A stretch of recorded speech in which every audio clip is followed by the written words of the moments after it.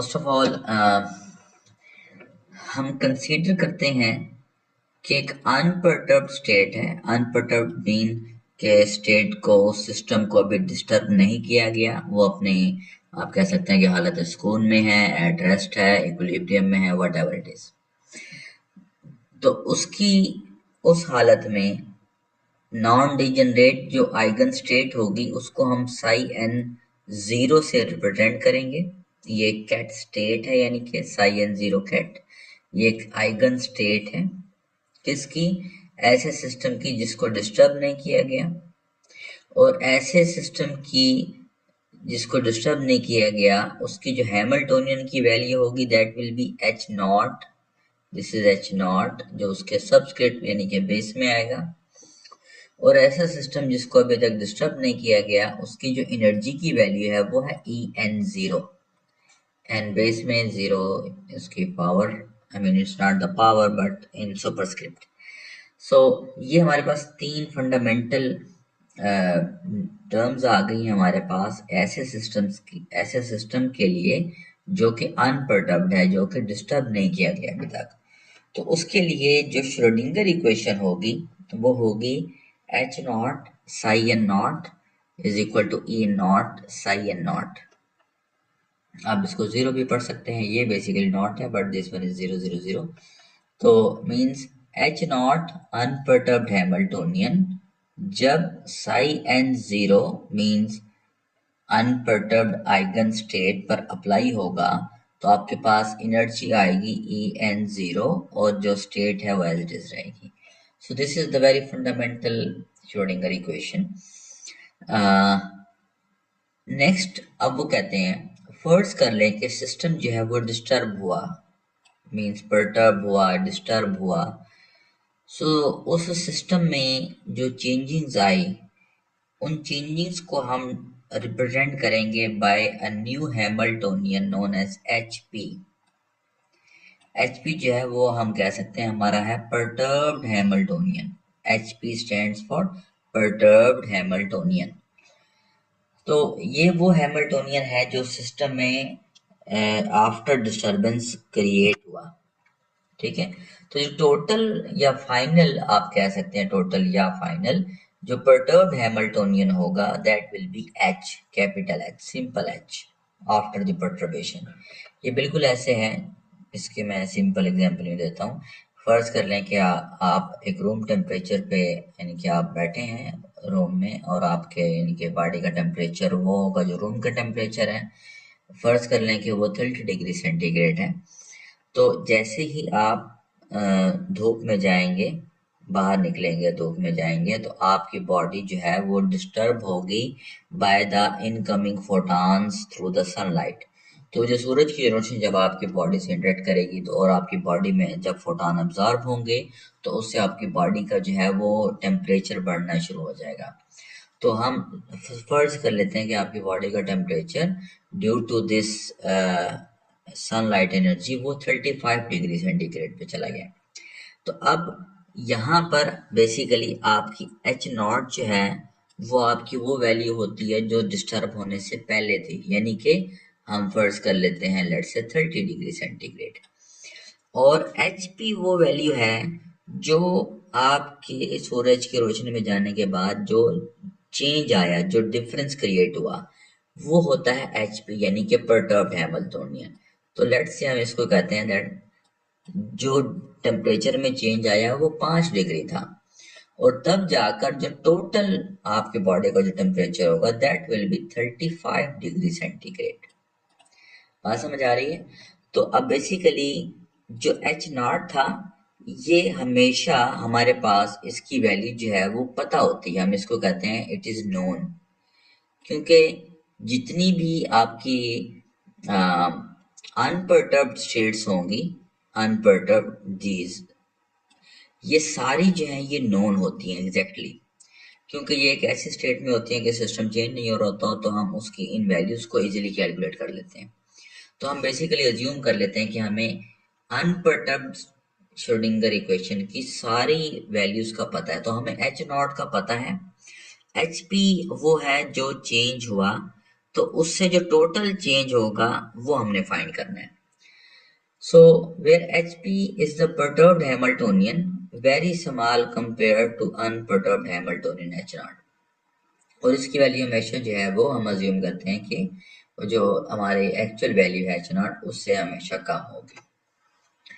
So moreover it is convenient to introduce a dimensionless parameter। अब हम Hp की value को फर्दर कैलकुलेट करने के लिए कि कितनी डिस्टरबेंस आई, हम एक नया पैरामीटर अपनी तरफ से एक इंट्रोड्यूस करते हैं जिसको हम कहते हैं डायमेंशनलेस रियल पैरामीटर लैम्डा। अब ये डायमेंशनलेस जो है, कुछ स्टूडेंट समझते हैं कि इसकी कोई डायमेंशन यानी कि लेंथ विड्थ हाइट नहीं होगी ये गलत है। डायमेंशनलेस मीन कि इसके यूनिट्स नहीं है, डायमेंशंस आपने पढ़े होंगे, तो ये यूनिट लेस है, यानी कि इसकी जस्ट वैल्यू होगी मैथमेटिकल वैल्यू। तो वो हम कहते हैं कि which tells us about the strength of perturbation. तो लैम्डा करता क्या है बेसिकली, लैम्डा हमें बताएगा कि कोई भी सिस्टम में जो डिस्टरबेंस पैदा हो रही है उस डिस्टरबेंस के प्रोड्यूस करने की स्ट्रेंथ कितनी है, और इसकी जो वैल्यू है वो हमेशा 0 से 1 के दरमियान एग्जिस्ट करेगी। क्लियर हो गया जी। तो अब आपका जो हैमिल्टोनियन है, जो फाइनल या टोटल हैमिल्टोनियन है, वो इक्वल हो जाएगा H0 प्लस लैम्डा Hp। अब इसमें जो Hp है ये परटर्ब्ड हैमिल्टोनियन है, lambda is just the real parameter जो कि हमें स्ट्रेंथ के बारे में बताएगा कि कितनी परटर्बेशन हुई।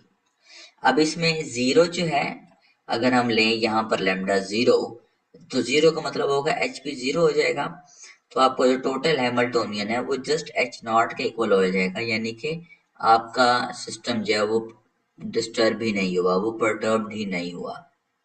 लेकिन जैसे इसकी वैल्यू 0 से बढ़ेगी, इसका मतलब है कि परटर्बेशन जो है वो स्टार्ट हो गई, और इसकी मैक्सिमम वैल्यू जो है वो 1 है, means maximum perturbation. So it's very simple concept.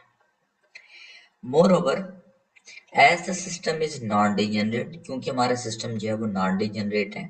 Non degenerate का हमने लास्ट लेक्चर में डिस्कस किया था कि इसका मतलब ये होता है कि हर एक आइगन स्टेट के लिए हमारे पास एक अलग एनर्जी की वैल्यू होगी। तो क्योंकि हमारा सिस्टम हमने नॉन डिजेनरेट कंसीडर किया है, तो जो टोटल वेव फंक्शन और एनर्जी की वैल्यूज होंगी वो nth ऑर्डर तक जाएंगी, क्योंकि हर एक वेव फंक्शन के लिए हमारे पास अलग एनर्जी की वैल्यू होनी चाहिए। तो हम उसको इन सीरीज फॉर्म कुछ इस तरह से लिख लेंगे, साई एन। अब ये जो साई एन है, इसको जैसे हमने अभी हमने नाम दिया, ये जो एच है इसको हमने नाम दिया फाइनल या टोटल परटर्ब्ड हैमिल्टोनियन। तो जो साई एन है ये भी टोटल परटर्ब्ड आइगन स्टेट है, जो कि इक्वल होगा lambda not lambda 0 means unperturbed psi N 0 unperturbed eigen state के, plus first order of psi N 1 lambda 1, second order of lambda 2 psi N 2 plus lambda 3 psi N 3 and so on. और इसी तरह से energy E N जो है वो lambda 0 e n 0 lambda 1 e n 1 plus lambda 2 e n 2 and so on. अब ये आप देखें कि ये दो इक्वेशंस बेसिकली हमें क्या बता रही हैं। अब इसमें जो फर्स्ट टर्म है बेसिकली ये टर्म, ये हमारे पास अनपर्टर्ब्ड स्टेट से है, यानी कि जिसकी वैल्यू हमें पता होती है, so their values are basically exactly known to us. ठीक हो गया जी। सो नोन वैल्यूज हैं इनकी हमारे पास, तो हमें इनको कैलकुलेट करने की जरूरत नहीं है ऑफ कोर्स। उसके बाद है कि जब सिस्टम डिस्टर्ब हुआ तो हमारे पास ये एक नई स्टेट बनी साई एन 1। उसके बाद सिस्टम की एक नई स्टेट में गया जिसको हमने साई एन 2 का नाम दिया, फिर ऐसे psi N 3 psi n 4 and so on to psi n n. अब हमारे पास साई एन 1 क्या है, ये हमारे पास first order of perturbed eigen state है। तो अब इस first order of perturbed eigen state के लिए हमारे पास एक फर्स्ट ऑर्डर परटर्ब्ड एनर्जी की वैल्यू भी होगी, और ये जो दोनों चीजें हैं ये हमने कैलकुलेट करनी है। कि पर्टर्बेशन की वजह से, डिस्टर्बेंस की वजह से वेव फंक्शन में क्या चेंजिंग्स आई। तो psi-n1 जो है हमें वो changings in the wave function के बारे में इंफॉर्मेशन देगा। इसी तरह से En1 हमें एनर्जी की चेंजिंग्स के बारे में इंफॉर्मेशन देगा।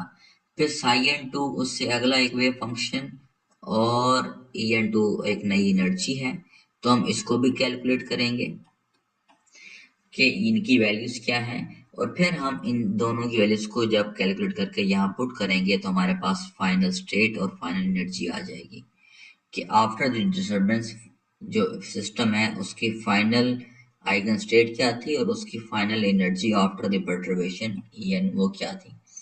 तो ये हमारे इस टॉपिक, इस लेक्चर का जो है वो पर्सपेक्टिव ऑब्जेक्टिव है कि हमने इन 4 फंडामेंटल टर्म्स को जो है वो कैलकुलेट करना है। तो नेक्स्ट लेक्चर से हम इसकी मैथमेटिकल फॉर्मुलेशन की तरफ इंशाल्लाह स्टार्ट करेंगे। अभी तक के लिए इसमें जो टर्म्स यूज हुई हैं, मैं अगेन रिक्वेस्ट करूंगा कि इन टर्म्स को आप अंडरस्टैंड कर लें। जब तक इन टर्म्स के, मैथमेटिकल टर्म्स के मीनिंग आपको नहीं आएंगे, आपको आगे कैलकुलेशन समझ नहीं आएगी। So thank you very much for your time. Comment below if you have any question.